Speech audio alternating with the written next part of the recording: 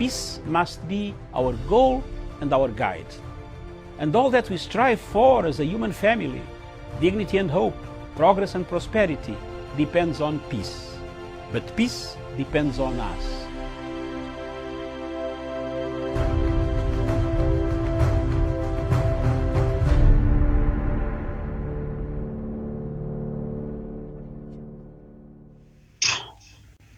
Good morning, viewers. Thank you very much for watching Punchline Africa Television, broadcasting from the Republic of Kenya in Nairobi, across in Nairobi in Kenya.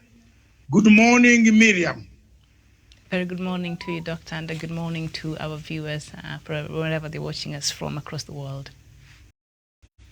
Thank you very much. Across in the Mobile Political Command Center on the African continent, myself, Dr. David Matanga, I am here to present the Editor's Memo. Good morning, the rest of you spread across Kenya in Narok, in the CBD of Nairobi, and in Nanyuki. The most important thing is the legacy. For every human being who passes on or who leaves the stage, as Shakespeare said, there comes a time when you stand up, you work, you sing, and go away from the stage. People will look at your legacy.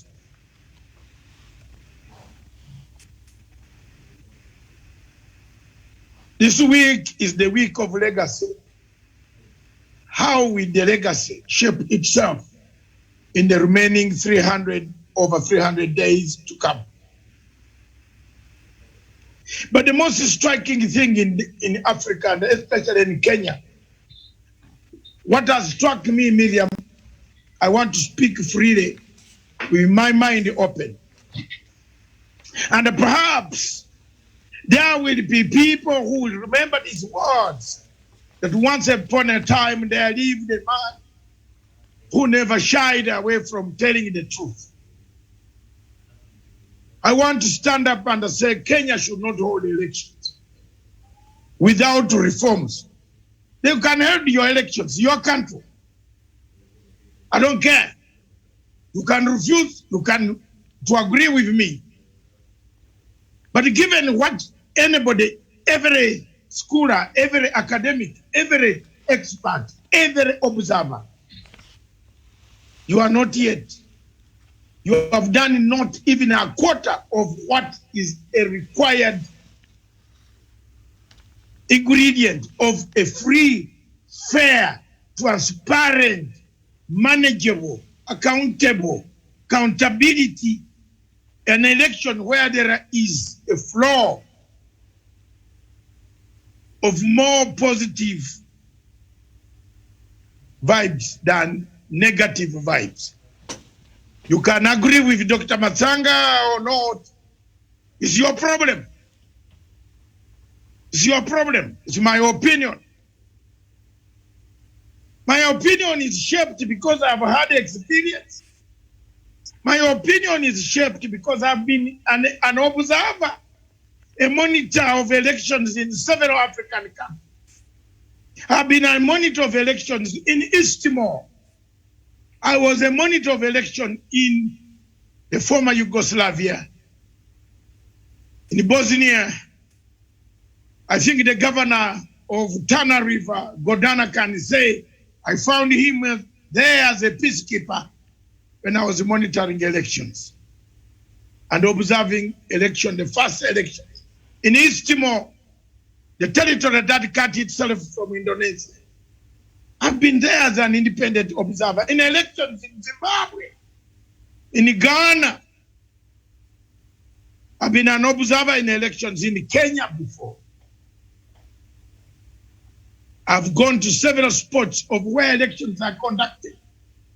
During my tenure with Sky News, I was able to access almost every hotspot in Africa and in the world. I can conclusively tell you, you are not yet ready for elections in Kenya. It is up to the government, the authorities, the people of Kenya themselves. You can rush an election that can create you more difficulties than have an election that is well managed without difficulties. My memo today is not to persuade anybody, but to tell facts and lay bare the facts. You are telling me 4.4 billion shillings for a presidential candidate in a country where the gap between the poor and the rich is like the gulf between Japan and Africa. Miriam, you are telling me that a presidential election, a presidential candidate should raise 4.4 billion in an unstructured social contract, unstructured system of people where Kenya has no social contract, where class struggle seems to be disintegrating the state, where corruption seems to be killing the state, where many people live without food, where voters might not have the money even to walk to the polling stations.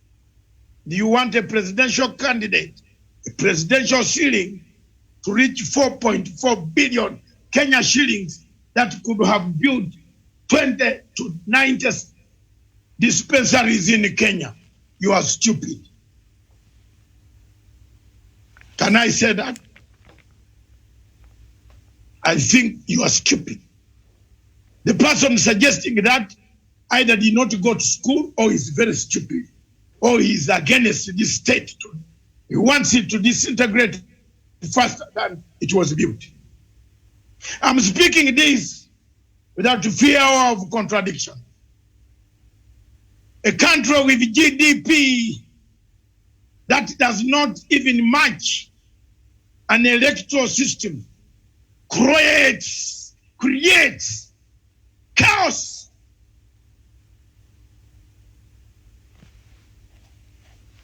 That's it.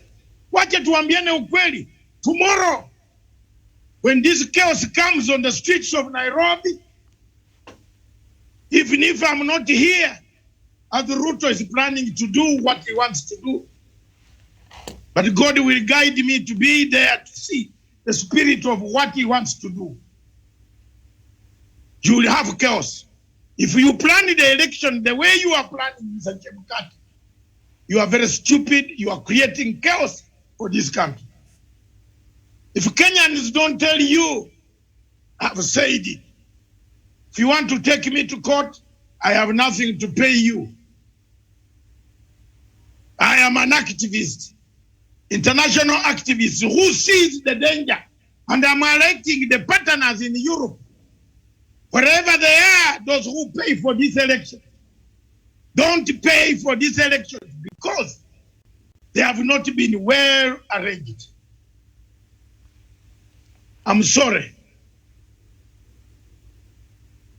The British government watching me, I stand by the truth here to safeguard the interests of the British taxpayer, not to sink money into a dubious election that has not been properly constituted, where we know people are going to die, where we know hatred has overtaken legitimacy, where we know people have undermined the BBI, a redemption strategy of Dr. Matsanga and others. We want a redemption strategy.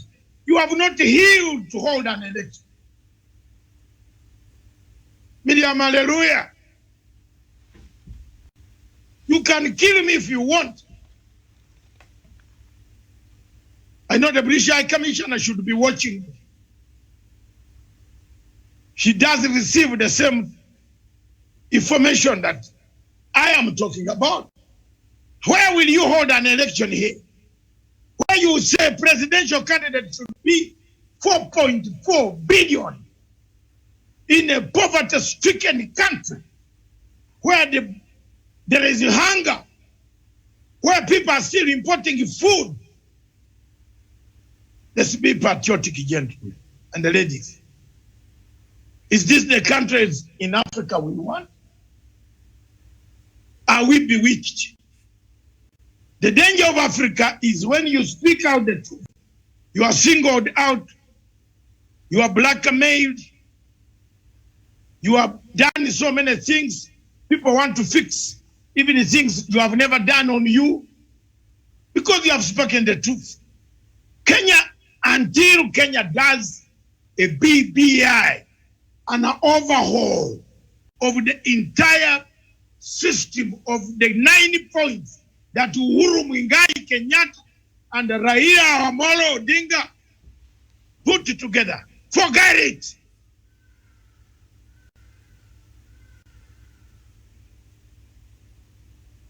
And I hope Fred this time is picking this step. If it's not picked, it will be very big war with me. He's speaking, Doc. I've said it. Don't cut it, let it be delivered to the people. An election to be held, and you tell people to collect 123 million shillings to become an MP. Rubbish. Are you in America? It is only a place where a social contract is viable that you can now bring in money. Are people electing money? Are you not creating more corruption, Miriam? Viewers, wherever you are, is this not corruption? You are telling people to come and buy people, not people to come and use their universal suffrage right to vote, right to elect the person, not money he has spent. If the MP goes to Parliament, the first thing he does is to increase his salary, to create corruption, to get a tender, to buy helicopter, to bring Chinese to take commission in order to get this money of 4.4 billion, because he lost it, because he borrowed from friends, because he borrowed from outside countries, because he has got an outside country that has sponsored him. We are mortgaging our country, Kenya. You are mortgaging Kenya to outside bad states like Turkey, Syria, Gulf states, Qatar, United Arab Emirates, Saudi Arabia, the ones that always buy Africa. Shame on you. They will come with the money and buy a candidate. They will give the candidate 4.4 billion. We shall have a candidate who will take us to crocodiles. Editor's Memo brings down a local person selecting an MP. If I've got my money, 12 million, what will you do in a constituency? What about I have 12 million and I don't have the qualities? Miriam, I can stand as an MP. What about I've been collecting money from tenders corruptly? I've been dodging Mr. Kinoti. I've been dodging DPP. I have won a case against DPP because the court is corrupt. Because the judiciary has set me free. Chebukati has set me free. Chebukati has the audacity to come and tell people of Kenya that there is him who can change the law and say, I will refuse and get the women, which has no parliament, has not agreed on. Stupid. Are you hearing the word? Stupid. I have told the Kenyans without fear, I might go away today, tomorrow. Let me go my way. I've done my best. One day you'll need me. But I want to tell you that, my dear brothers, Chebukati is digging you into a very dangerous hole. Chebukati is on record for having connived with a court to create another wing of BBI, which is Punguza Muzigo. I have evidence, seriously, that incriminates one or two commissioners who were trying to sell signatures to one party in order to dismember BBI. A country without healing, a country without reconciliation, a country without strategy to fight corruption. All the ambassadors watching me, because I tagged all of them, don't allow the mess, and then we run up later to complain. Chebukati is crying for more money to print and elect more. The company is using is already the company that messed up the Uganda elections. How did the Chebukati come to arrive to the Ugandan election, where Ruto is a master of Ugandan politics more than the Ugandans themselves? Are you talking or are you hearing me? The same company that did the elections printed materials which were printed without Ugandan opposition knowing where it was coming from. It's the same company Mr. Chebukati wants. Why has Chebukati refused to advertise the post of the CEO? You want an election? Is Chebukati supposed to be the CEO? Who is supposed to be the CEO? What is the role of a chairman of the Electoral Commission? Is it Chebukati to run the Electoral Commission on a daily basis, including the financing, sourcing finances? Yes, an oversight has become not oversight, but a participant. You want elections? His Excellency, Dr. Raila Amolo Odinga, my brother, you always talk about these things. I don't know what has happened to you. Stand up and talk now. As you zoom into Mombasa today, or as you sit in Mombasa today, think about what I'm talking about. We have a danger coming. And let Africa not think. Let's not look at short-term, myopic, that we need that election. The date was set in August. I am not a voter in Kenya, neither am I restricted from talking about elections. I'm a free African, free to talk about Africa anywhere. Let's look at examples of elections that have been chaotic across Africa. One, start with Nigeria. General Buhari, the butcher of Nigeria,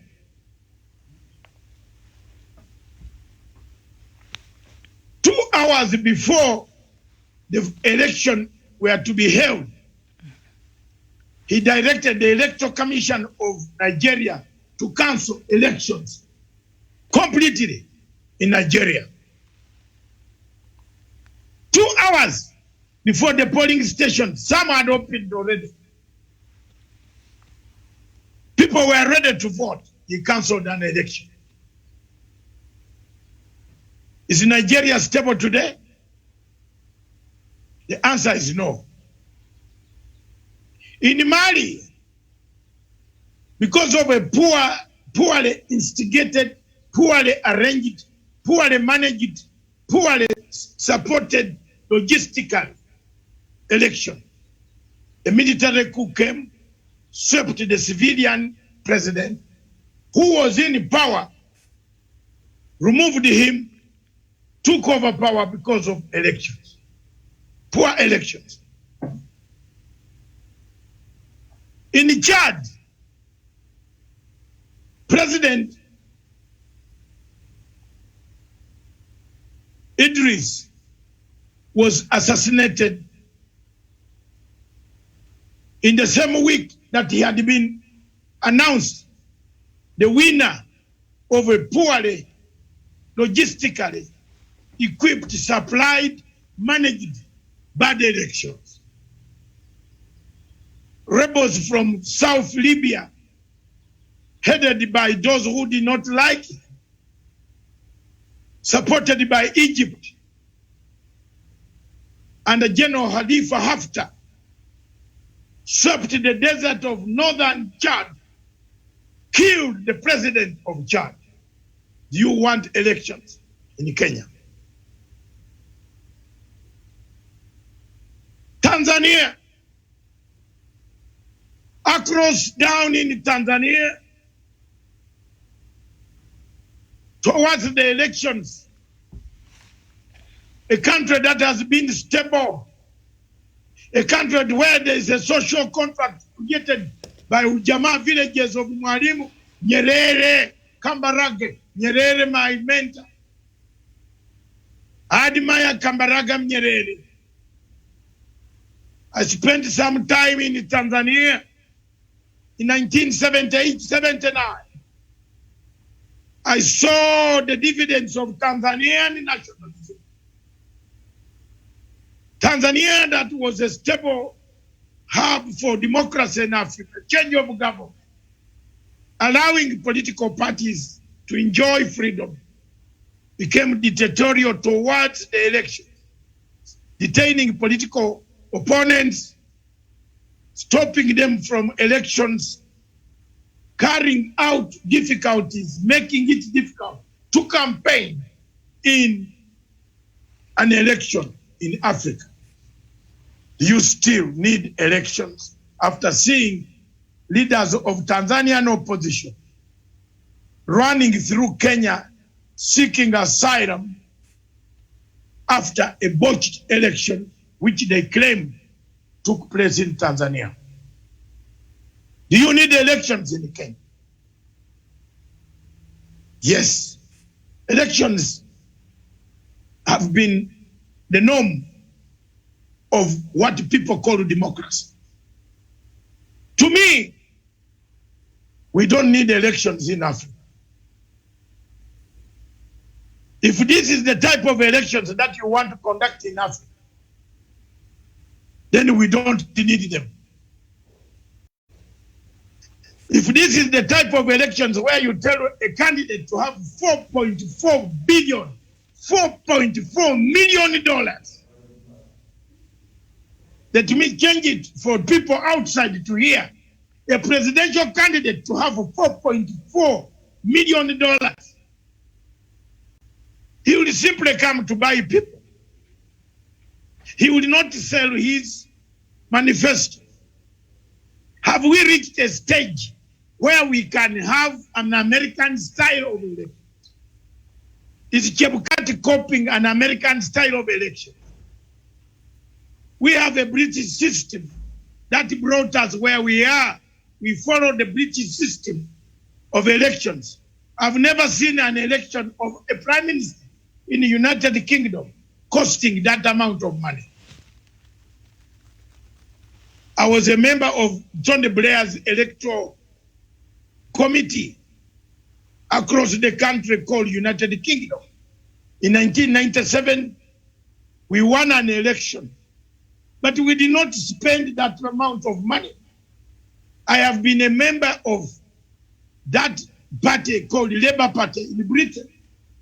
I don't think with the highest we have spent has come to that level. Why? Why? The mode of campaign in Britain is different from the mode of campaign from a mercantile capitalistic America. The mercantile capitalistic America is the more you have, the more you can speak, the more you can even advertise, the more you are creating corruption for agencies, newspapers, television stations, radio talk shows. That is not yet here. Miriam, we have not yet reached a half. Yesterday you watched a program called Kivumbi 2022. Kivumbi. What does the word Kiswahili Kivumbi mean? Can anybody in this panel tell me what Kivumbi means in Swahili? I will pause and hear from where Tawish claims to be a Swahili organizer. He's good. Tawish, go ahead, Kivumbi.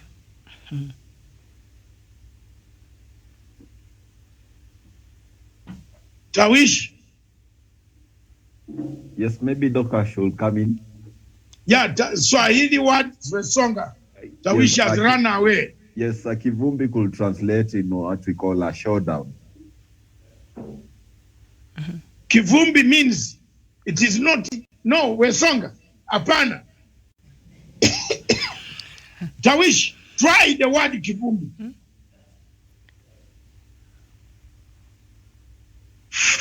Daktari, I think you will translate that to be a contest or a battle, really. A hotly contest. A contest or a battle. Kivumbi. What is it? What is the connotation of Kivumbi? Something that is hotly. Doctor, can I have a trial? Yes, go on. Kivumbi to me is a process where dust, everything will be settled. Don't go far. Don't go far. You got it. The rest of these guys said they know in Swahili. Kivumbi. The kivumbi is dust. You are raising dust. There is chaos. How do you allow a program of that nature to run into your election time by calling it kivumbi? Siasa inakuwa kivumbi in a society that is polarized, in a society where somebody is saying bottom up. Bottom up, bring the bottoms, open them up. Another one is saying trickle in the middle, send it down. So you are creating a kivumbi. Is this an election? Can you have an election?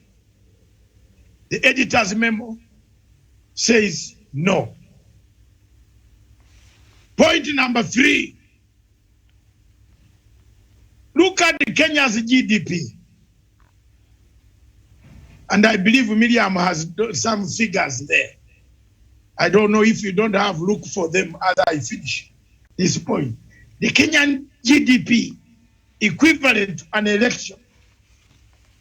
You have not structured your electoral process. You have to elect for 6 seats on the same day. 6 seats on the same day.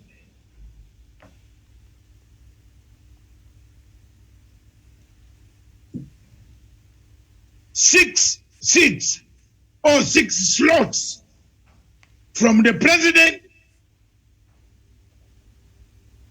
up to the woman rep.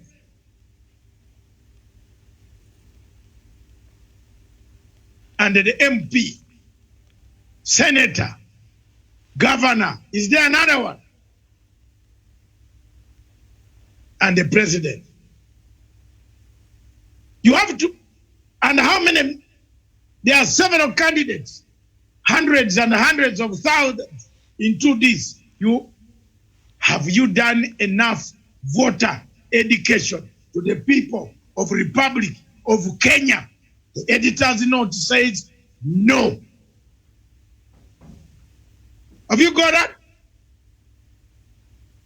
The GDP of Kenya, Miriam, give it to me. Compared to the money Mr. Chebukati is looking for. You are looking for more money than the GDP of the Republic of Kenya.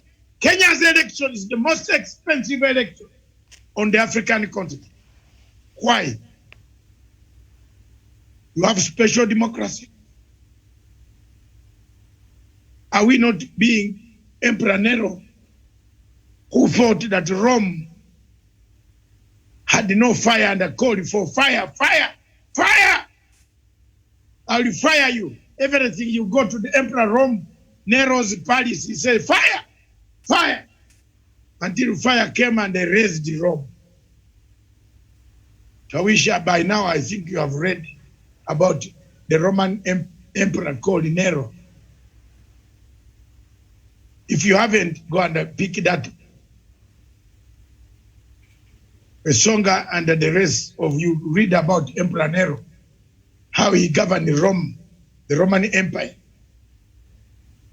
So we don't have enough resources to conduct a free, transparent, fair election. Our GDP does not allow to sustain the slots, woman rep, senator, two parliaments, one senator, one parliament, National Assembly. Do you have the money, surely? Some people have not even known the constituents that they are going to elect. What formula did Mr. Chemkat use to give a man in Turkana more money? Why is the man in Turkana getting more money than the person in Nairobi, which is densely populated? He's giving the money on the rush, on the brain that Turkana you have to travel more, but not knowing that in Nairobi you have more activities in a densely populated area. Am I wrong? No, am I wrong? You're right. Even if you have transport, you have more people. Have you seen? You have more people. Therefore, you have more work to do amongst the densely populated than more in a sparsely populated. Do we have enough technical, enough digital, enough ICT, enough coverage of, what is it called, the one in the air of Safaricom? What is it called?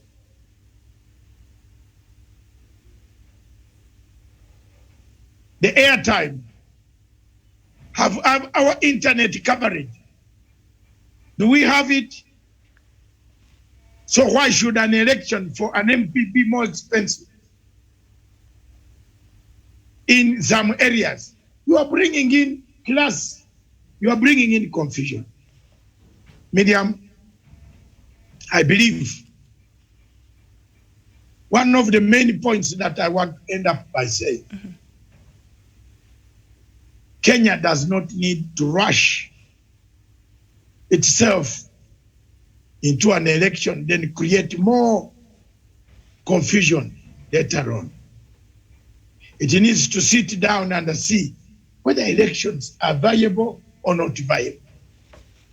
It is time to look at a way to allow a proper IEBC, to allow the other commissioners that are going to be appointed to be. That's one of the reasons you have to take 6 months to indict these people. Induction, they have to, so not to indict, to have an induction course on how IEBC runs. You need time for them to catch up with Chebukati, who knows, who is already a thief, who knows, who has not corrected even one mess of what we had before. We have the gender rule of women parity. You can't, you as the commission can't direct the parliament. There is no law. So we are going into a quagmire gray area that is going to create the final product of what will come out of Kenya's election. Will be more of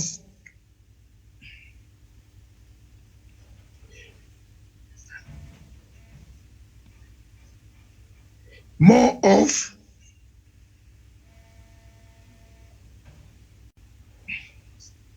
this.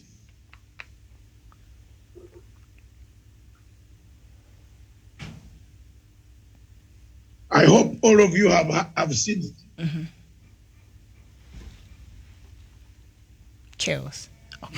I close, I submit.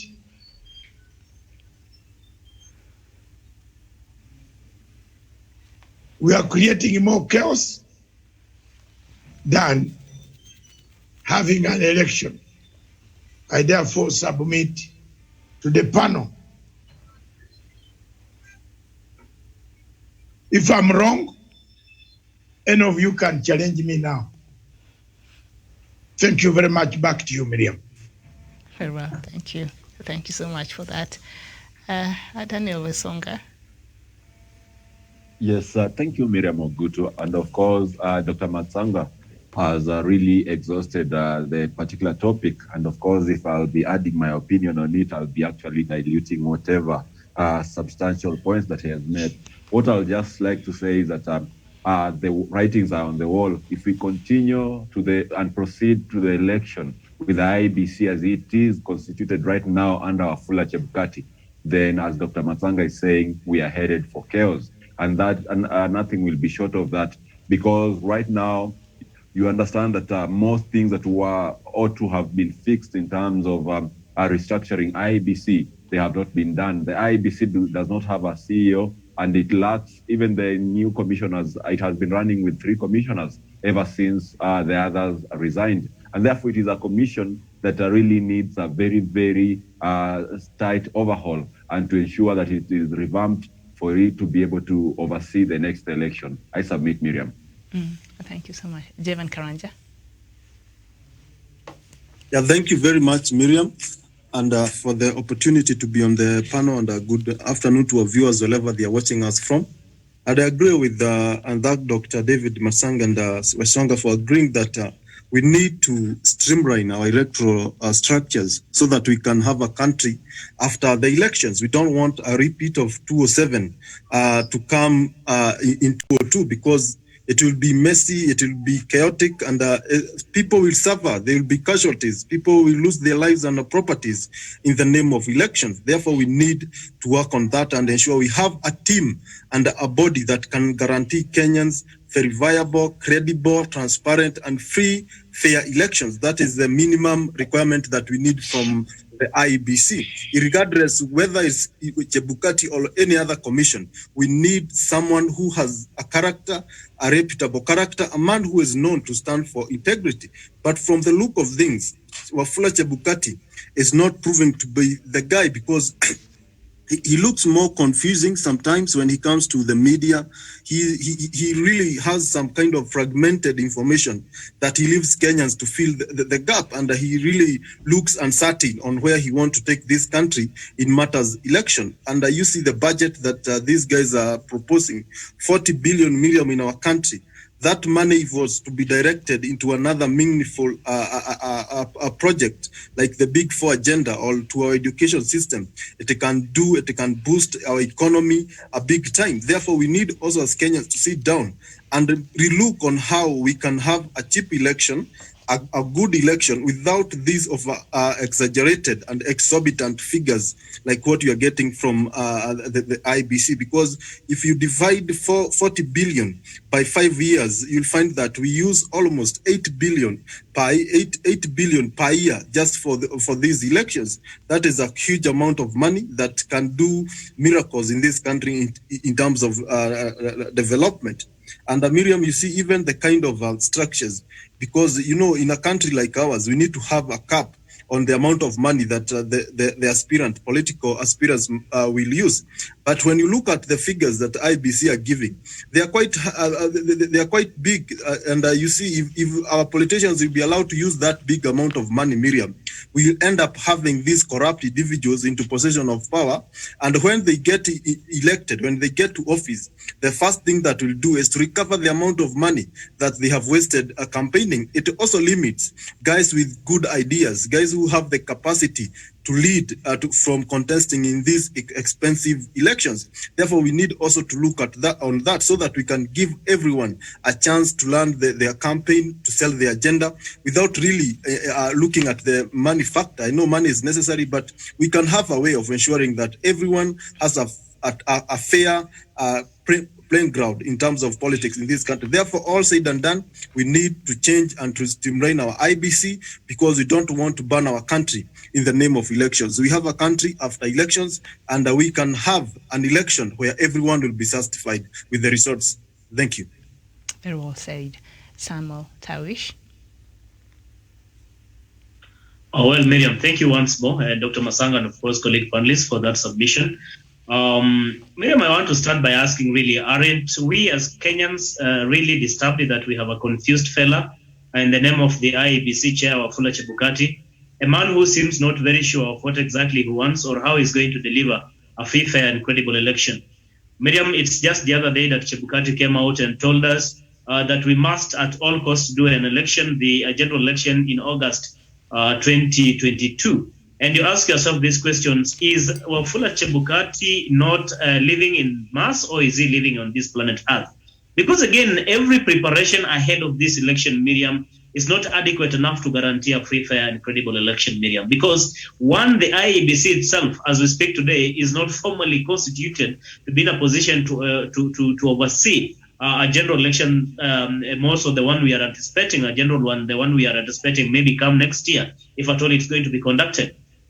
Miriam, as we speak today, IEBC has not even been carrying continuous voter registration as it should, because in any case, that is its mandate. We've never seen IEBC carrying out with voter registration. We are not seeing them actually doing voter education and sensitization of the electorates. So they want just to bangle us, and people of Kenya get into an election when they are not prepared enough, when they have not been educated or sensitized enough of how they are going to approach this election, and more so, what is the role of an electorate, a person who's going to vote for a particular candidate come 2022 general election, Miriam. This is very unfortunate coming from IEBC chair Wafula Chebukati. Another point, Miriam, on the question of the caveat or the cappings about money spending. Well, let me comment briefly about the amount that IEBC is speaking about, because when you talk about the 40 billion, we want to see what is consummate in terms of the performance of IEBC to give Kenyans a free, fair, and credible election. You cannot be asking the exchequer to give you 40 billion Kenya shillings when IEBC itself looks like it is confused, looks like it is not well prepared enough even to conduct this election.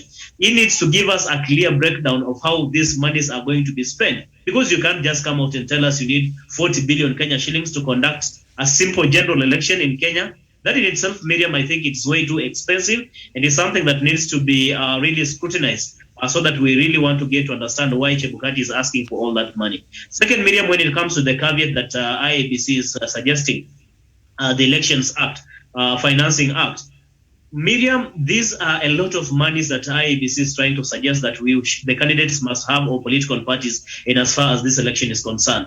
I think largely what IEBC is trying to portray or paint this election is that it is a very expensive affair. And more so, it is an affair that is only advantageous, or something that only favors those who are wealthy and rich in our society today. Because if you talk about 4.4 billion Kenya shillings, Miriam, as a caveat for someone who wants to contest for presidency, how about those people who do not have that money? You want to tell me that having those billions is the only fundamental qualification for leadership or want to contest for presidency? We don't need to look into other qualities and competencies of these individuals who want to contest for presidency. In actual sense, Miriam, I do not think that this is the way to go. And IEBC needs to really come out and tell us if at all they even have the enforcement mechanisms to ensure that the same is going to be realized. Because how are you going to regulate political parties from their spending? Talk of illicit cash. Because there are people who are, as we speak today, are getting illicit sponsorship. People who are getting inflow of cash coming to the political parties and individuals who want to contest for various political seats. And I do not think that IEBC really has an enforcement mechanism. Mm-hmm. Or in simple terms, I do not think that IEBC really has a teeth to bite if this is going to be abused in as far as financing is concerned, Miriam. So I think what IEBC and more so its chair is trying to engage Kenyans is more of a hocus-pocus exercise, something that is not tangible, something that looks like it's not going to be achievable.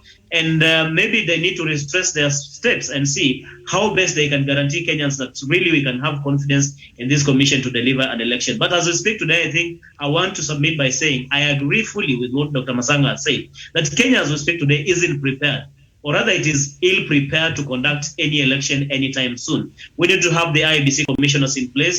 We need to have IEBC carry out voter registration and voter education. We need to see so much of other organs of government try to sieve these particular individuals. Because again, when you give the Kenyan voter who does not have the mechanism, who does not have apparatus to really determine which candidate is good for them. Because again, when you present and these people come with their monies, they can easily confuse the voters. And by the end of the day, we get rogue people in positions in the name of leaders. Miriam, for now, I want to submit. All right. Thank you so much. Now, yesterday, the Electoral Commission's 4 billion Kenya shillings budget and campaign financing caps, including 4.4 billion Kenya shillings for a presidential candidate, have highlighted the country's costly elections. And yesterday, the Independent Electoral and Boundaries Commission said it was still short of 14.57 billion Kenya shillings, as the National Treasury had only allocated 26.34 billion Kenya shillings to conduct the general election due on August 9th next year. IEBC Chairperson Wafula Chebukati said the Commission needed at least 40.9 billion Kenya shillings, and should Treasury fail to provide the balance of 14 billion Kenya shillings, the Commission might be forced to cut down on some critical expenditures like wages and mass voter registration, which might be shortened to 15 days from 30. So that is that, and that, I think, formed the basis of our conversation this morning. It's afternoon now, actually 1:15 here in Nairobi, East African time. Doctor, is there anything else you'd like to add to what has been said and what you said earlier? Thank you very much. In conclusion, Miriam, which should be added on the clip of mine.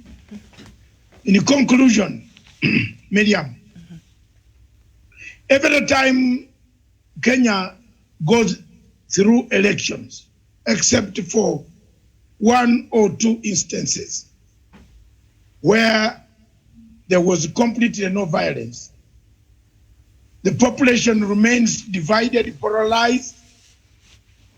The population remains traumatized. I don't think there is any Kenyan who does not remain traumatized. Several of them remain traumatized. People remain scared. Psychologically, people are tortured because they don't know what is going to take place. Kenya needs an election where people vote, they go back home and start doing their own work the following day. Why is it that the people of Kenya are refusing to do one noble thing? To overhaul this electoral system through BBI, create room for everybody to be happy, to create an electoral system that is not doubted. Why? Why? And why? And why?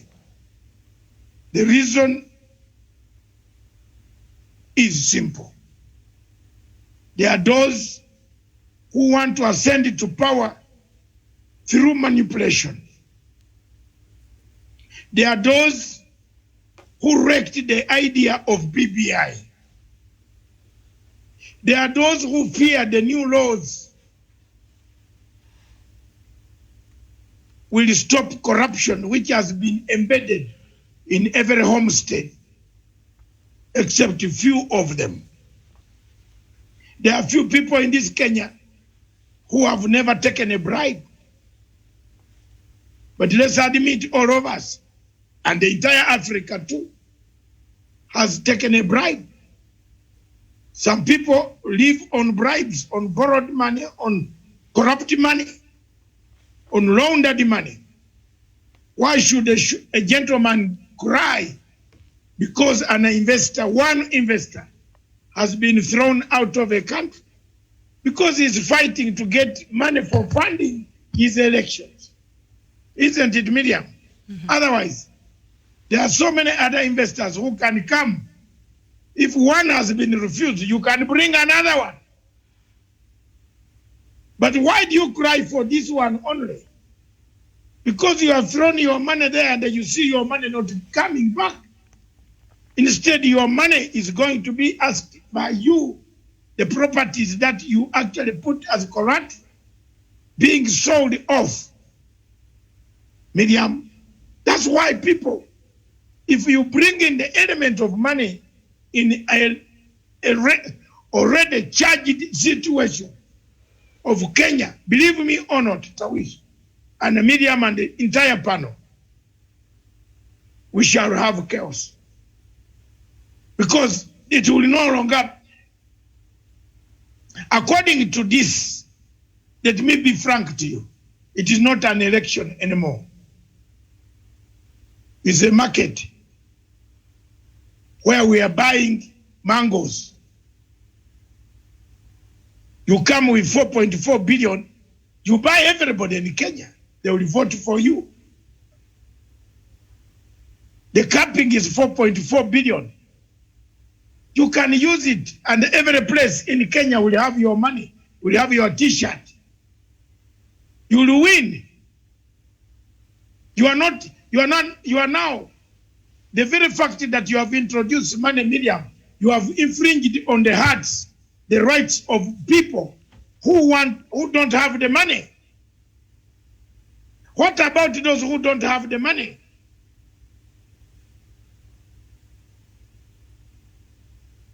What about those who don't have the money? What will they do? And they have very good qualities of being leaders. Are you not infringing on their rights? They don't have the money to campaign like you. A man like Karui, Dr. Karui might not have even the money to move from one station to the other. But he has got very good ideas. So how will Dr. Karui match 4.4 million even to match one campaign when he doesn't even have money to make posters? I'm not saying he's very poor. He might have arranged the money in this time. But at least the last I saw, he did not have money. At least I arranged to lend him some money. But he does have good ideas. I interviewed him 4 years ago. Exactly. Yeah, he has you remember? Yes. Dr. Karui has very good ideas, but he doesn't have the money to match Ruto's 4.4 or Raila's 4.4. So what are you going to do to him? So this confusion of money, of Chebukati bringing money, you are going to lock some people out. Dida, Hassan Dida, is it Hassan Dida? Mm-hmm. Mr. Dida, the teacher, has money, has not got the money. But he has very good ideas for Kenya. You listened to him in the other election. But he doesn't have that money. So if the capping is 4.4, they will want you as an as a candidate. Do you know they are going to say the candidate to stand for elections of the must bring 1 billion shillings to the Electoral Commission? Have you seen that?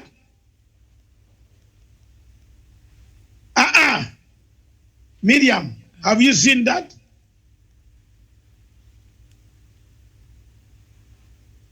Do you know that for every MP, it could be about 500 million shillings for presidential candidates?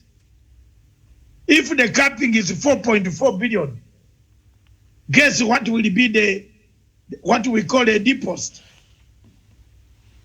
You have to deposit some money with the Electoral Commission. Am I wrong?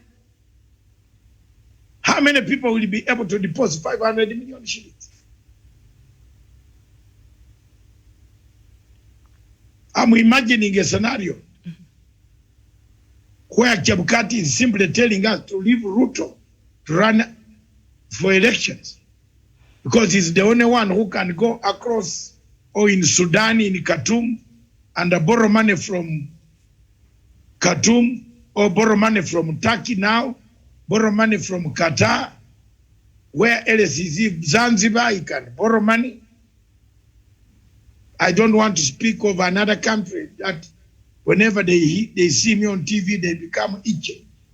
I'm not going to speak about it. So, I submit it's not proper to have elections. It's not the best way to have elections. As we stand now, Miriam, these elections in Kenya should be postponed. If I were in power, I would first of all do what is supposed to be done. That's it. Then put people on election. I don't support anybody, but I make sure that all the nitty-gritty things, you get my point, are in place. Then release them. Yes, you cannot leave a country which is going to go under ban tomorrow. Already Ruto and Raila, if you put them and you allow the campaigns to go out now, they will go at each other's throat. I'm telling you, look at the words, Miriam, look at the words that Ruto was saying in Naivasha yesterday about Raila. Are those the words that you can allow an election to take place in this country, the way things are now? Or if you are the president of the Republic of Kenya, you must control so that the state does not fall into hands of wrong people.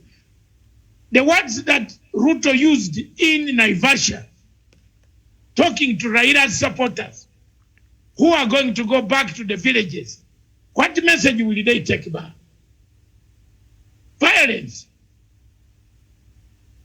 They will say, aha, is this guy? Some of them are going to think, is this the type of election we are going in? There is one factor that we had forgotten. It could actually scare away voters. Do you know that that's a very big factor for 2022? Most voters will prefer to wait for these stones to arrive on their houses. They will not turn up. I'm telling you.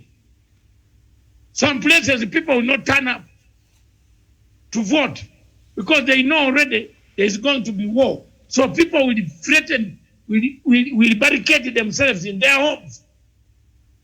And this will cause a lot of voter apathy because they have not seen the 4.4 billion shillings that Mr. Chebukati is suggesting that we have become a very civilized country. That is rose $4.4 million. Surely when you are borrowing every day, and you want to tell me an election in Kenya should cost 4.4 billion shillings? I don't understand the rationale. We will borrow some more, Doc. And then Chebukati, as if that is not enough. If I think Chebukati, if he had got the brains, he should have said each presidential candidate deposits 4.4 billion.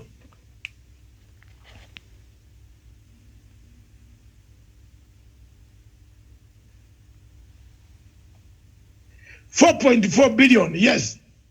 So if there are 20, we collect 80 billion. That could run an election, isn't it?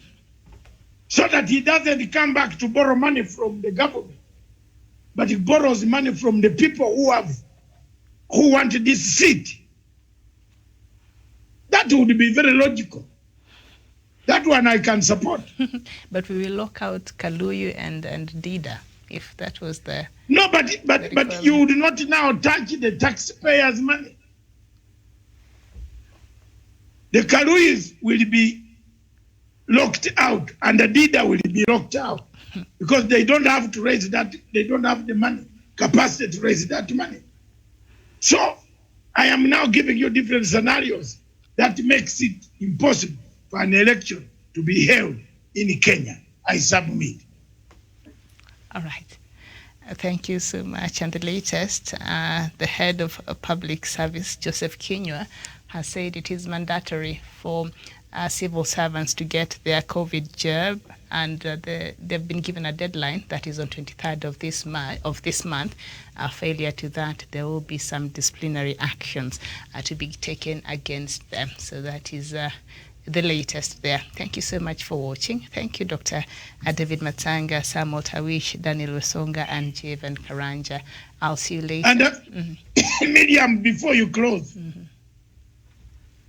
the same civil servants, some of them are the ones going around telling people, ordinary mwananchi, not to take the job. Yes.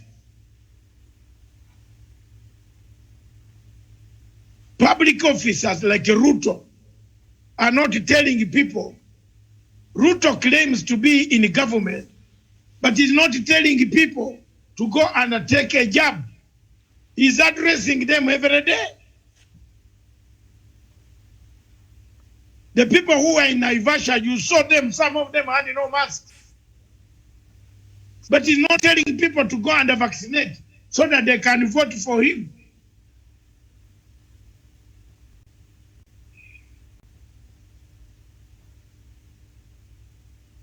It is a sad day. Very sad indeed, when you see people without masks, masquerading, walking around. It's sad, very sad. Thank you very much, viewers. God bless you, Miriam. Back to you in the studio. All right, that's it. Thank you so much for watching. I'll see you later. Bye-bye.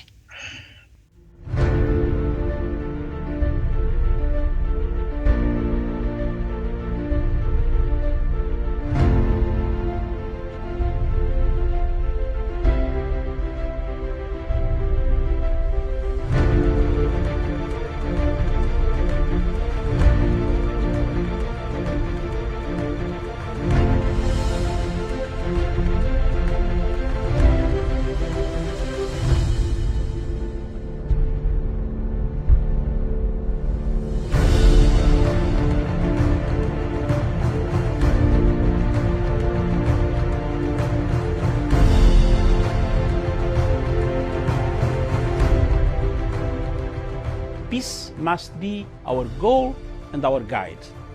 And all that we strive for as a human family, dignity and hope, progress and prosperity, depends on peace.